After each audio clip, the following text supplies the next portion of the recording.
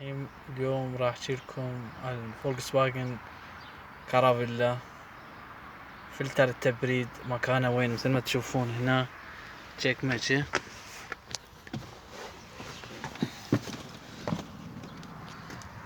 فولكس واجن كارافيلا.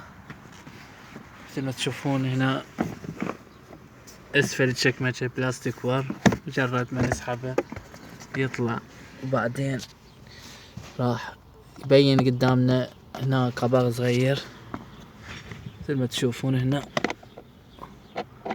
نفتح برغي واحد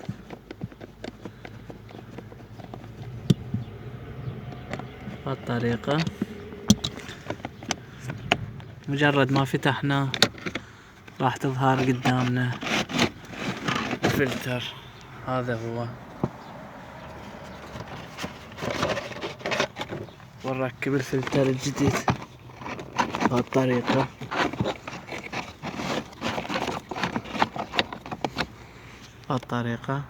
مجرد ما يكون عندك مفتاح لهذا البرغي تقدر تبدله بسهولة.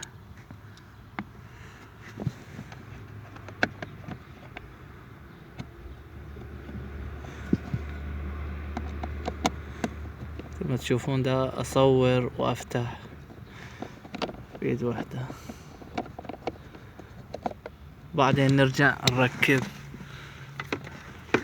البلاستيك. مثل ما تشوفون هنا هذا راح يقعد بهالمكان اللي قدامنا، مجرد ما قعد هنا راح تجي كل شي لمكانه